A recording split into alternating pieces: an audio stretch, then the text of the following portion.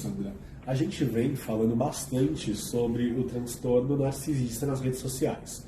Justamente porque tem muitas mulheres que nos perguntam sobre, né? E vem fazendo com que você seja até uma especialista no assunto, de fato. Estou virando ainda, né? Verdade, mas está com você.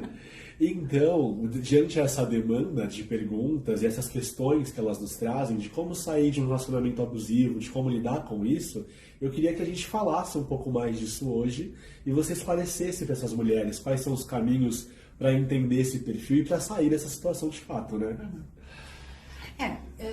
Acho que sim, né? Parece que nunca a gente consegue falar tudo mesmo, né? Eu acho, Vitor, que a primeira coisa que eu queria fazer a gente pudesse fazer uma pergunta assim, né? Por que é que mulheres, né, aparentemente interessantes até, né, acabam se envolvendo com isso que nós estamos chamando até aqui, que a gente vai consertar daqui a pouquinho, homens narcisistas. Por quê? Né? Por quê? Né? Na verdade, vamos desfazer um equívoco que, como todo termo que acaba sendo muito usado nas redes sociais, ele vai se distanciando do significado dele, né? Então, quer dizer, bom, narcisista vem de Narciso, né? Narciso é a lenda grega lá do homem bonito, que era um semideus. Então, o semideus, os deuses podem tudo. Os semideuses, né, podem quase tudo. Ele sempre tem uma restrição. Tem uma restrição. Esse semideus, o que vem a se chamar Narciso depois, ele podia fazer tudo o que ele quisesse na vida, mas ele tinha a restrição de não poder olhar a imagem dele no espelho, né? E ok, então ele viveu assim, a mãe dele educou ele assim. Só que um belo dia, claro, como sempre, né, nas tragédias gregas, alguém escapa da regra e ele foi passear no bosque, encontrou um lago e olhou no lago. Quando ele olhou no lago, ele viu a imagem dele. E ali ele parou, e ali ele trincou, né? Ficou apaixonado pela imagem dele. Né? Porque ele era realmente muito bonito, né? E a partir daí, então, quer dizer, surge esse termo que na verdade vem a ser cunhado pelo Freud, aí já para uso da psicanálise, do narcisismo, como uma pessoa que é apaixonada por si mesmo. E sendo apaixonada por si mesmo, fica difícil se apaixonar, não necessariamente nem se apaixonar, mas se relacionar com outras pessoas. Uma pergunta, uma pessoa que é apaixonada por si mesma, acima de tudo. Mas o que eu ia perguntar é, dependendo do limite, é saudável ou não é? A paixão é sempre pelo outro e nunca por si? Não, a gente pode, eu acho que essa é uma excelente pergunta, né? Quer dizer, uma coisa é você se apaixonar por si mesmo, porque a paixão é uma coisa que cega. Certo. Né? Quando você está apaixonado, todo mundo já se apaixonou, sim, a gente não vê defeito. Nunca vi. Tudo que é horrível, a gente fala que é lindo. A gente é incapaz de ver nada. E isso dura, segundo aí a biocibernética, acho que é isso, de 3 a 6 meses. E depois vai começando a mudar. Mas o momento da paixão, você fica cego. Agora, isso é diferente de ser capaz de amar uma pessoa. Amar uma pessoa e se envolver afetivamente com uma pessoa é muito saudável, né? Agora, quando você se envolve afetivamente, gradativamente com uma pessoa, você, enquanto está se envolvendo e gostando do que vendo, você é capaz também de ver as coisas que não são tão ok, mas que cabem no bolso do relacionamento. Que dá para equilibrar, né? E que dá para equilibrar. Então, veja, se envolver amorosamente com uma pessoa é muito saudável e é desejável. Se apaixonar e ter que viver eternamente no estado de paixão, como o Narciso, que ficou preso na imagem dele, aí não dá para você fazer mais nada, né? Como a gente vê hoje em dia, casais que se apaixonam, a vida para, porque é só os dois, né? Bom, mas então esse é o início aí da história do narcisismo, né? Isso vem evoluindo aí para uma coisa que a gente tem tratado atualmente na clínica, como o portador do transtorno de personalidade narcisista, né? Então você já está vendo que esse é um transtorno, essa personalidade narcisista, né? Ela é uma personalidade disfuncional. Por quê? Porque, na verdade, esse cara, ele não nasceu ou não construiu a autoestima dele como uma super autoestima, sabe? Como eu sou o cara, eu sou amado. Isso é desde cedo mesmo, desde criança. A autoestima se constrói desde cedo, né? Dependendo do tipo de entorno que você tem, pais, mães, entes queridos, como você se sente em relação a essas pessoas, né? Até já desde crianças, né? Serezinhos que se constroem com uma autoimagem meio estragada, sabe? Quer dizer, o que quer dizer isso, né? Crianças que não se acham suficientemente boas para prender a atenção dos pais, inseguras, parece que nada do que eu faço é suficientemente bom para que a minha mãe fique mais tempo comigo, para que às vezes a mãe tem que sair porque tem que trabalhar, né? O pai tem que sair porque tem que trabalhar, mas a percepção da criança é que eles estão me abandonando, eu não sou suficientemente bom. Se eu fosse melhor, eles gostariam mais de mim, né? Isso é o que a gente fala que é uma autoestima comprometida, né?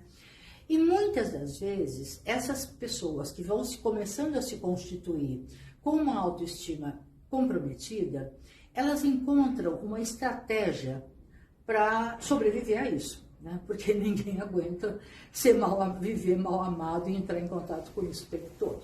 Na verdade, não é que eles estão mal amados, é que eles se sentem mal amados. Se sentem mal amados. A construção da autoestima é uma coisa subjetiva. Sim. Né? Existem pessoas que são assim ferradas na vida e se acham. Sim. Se acham maravilhosos, porque se gostam e acham que são o máximo, né?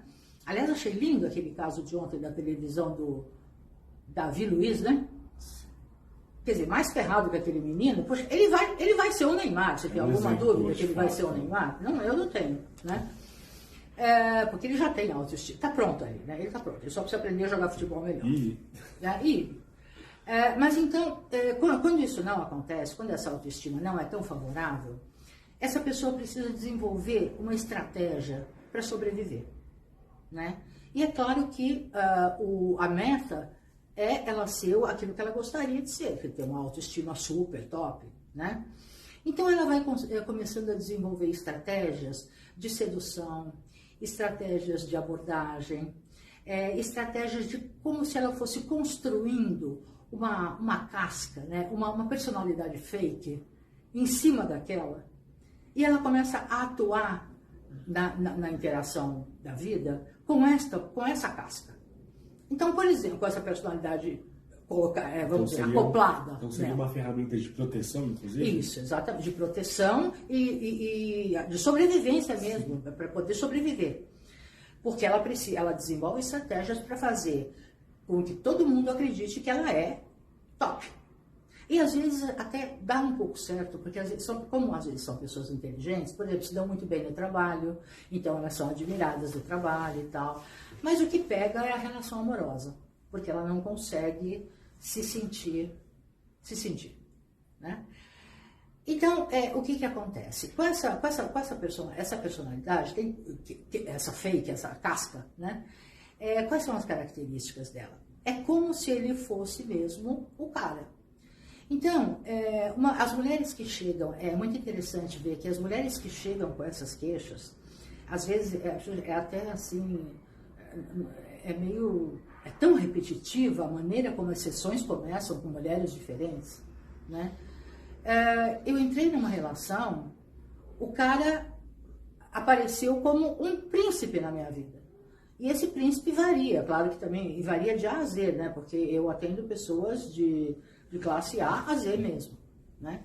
Então, esse cara vem, ou ele rouba uma flor todo dia para me dar, ou ele compra um buquê de flores e maravilhoso na Estrelícia e vem me dar, né?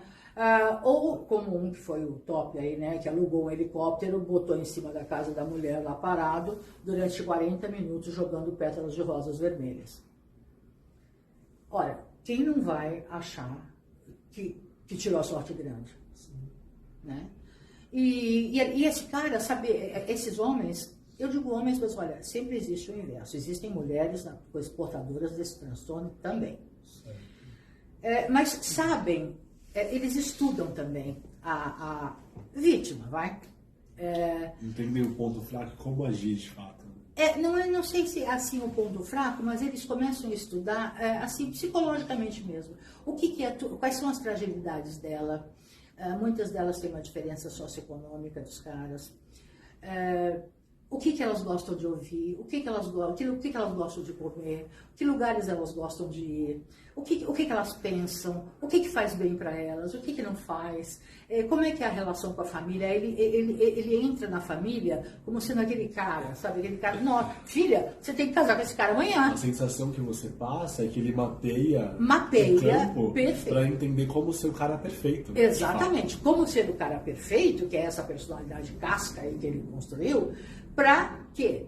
Para que ela se torne uma pessoa, uma adoradora dele, porque isso é tudo que ele precisa. Isso. Ele nunca sentiu que alguém o amava suficientemente. Então ele precisa de uma pessoa presa que ele vá envolver de uma maneira tal que ela vai ficar numa relação de idolatria com ele, né? É um ídolo, vai virar um ídolo para ela. Agora só tem uma coisa. É que essa personalidade é fake, né? E como tudo que é fake, desmonta, derrete, né? Quer dizer, então, você sabe que muitos, inclusive, se apressam em engravidar as mulheres, porque o filho é um vínculo eterno, né? Sandra, inclusive, pegando essa deixa sobre o fake, que é o que nós observamos hoje na internet, uma pessoa que passa a sensação de ter uma vida dentro de uma rede social, que não é aquela necessariamente, pode ser considerado um transtorno de personalidade narcisista? Total. Não necessariamente, né? A gente sabe que existem casos. A maioria das pessoas que curte redes sociais aí, não é bem o meu caso, mas eu sei, conheço várias, sempre se enfeita mais a foto, né? A foto sempre tem Photoshop, né? Ou a situação sempre tem um Photoshop, né? Ninguém posta a hora que está mal, a hora que acordou toda arrebentada, a hora que está brigando com todos os empregados da casa. Ninguém que posta isso, né? Sim. Então, sim, quer dizer, um certo Photoshop nas postagens é até já aceito, né? Agora, você postar a pessoa que você não é, né? Existem pessoas que fazem locações para fazer posts, né? E eu conheci uma pessoa, alugam carros. Alugam carros. Tem uma coisa agora que são fundos, né? De países, você põe atrás e posta. Como se isso inclusive a rede social faz parte do processo do narcisista até conquistar a sua presa. Exatamente, perfeito, ajuda muito, né? Quer dizer, a rede social é uma coisa como bomba atômica. A bomba atômica pode ser muito boa para muitas coisas. Ela não é boa nem ruim, depende do uso que você faz dela. A rede social é a mesma coisa. Sim, né? Mas então, voltando, né? Quer dizer, qual é a tendência do que acontece? Essa pessoa vai se encantar, quer dizer, tipo assim, miga, tirei a sorte grande. O cara não tem defeito. Porque quando eu penso em alguma coisa, ele já se adiantou. Bom, aí quando engravida nem é um problema. Graças a Deus, bom, agora então ninguém acha ruim, né? Nem o pai da menina acha ruim. Aí, bom, ainda, supondo, se casam geralmente em pouco tempo, ou se juntam, ou, enfim. E aí, como eu estava te falando, né, quer dizer, tudo que é fake derrete em algum momento, né? Então, depois de um tempo, não dá para precisar quanto tempo, tudo aquilo que ele dizia para você que era maravilhoso, que podia inclusive ser a celulitezinha que você tinha, que ele se apaixonou pela sua celulite, daqui a um tempo vai ser assim, nossa, mas tá precisando de uma academia, essa celulite aí tá ficando meio estranha, né? Se você não usa aquela maquiagem que você fazia para ele, aquela roupinha mais curta que você usava para sair com ele, nossa, mas você não acha que essa roupa tá muito vulgar, não? Pra que tanta maquiagem? Você vai para alguma festa? Então, veja, tudo aquilo que era começa a deixar de ser. Bom, o que isso produz uma mulher?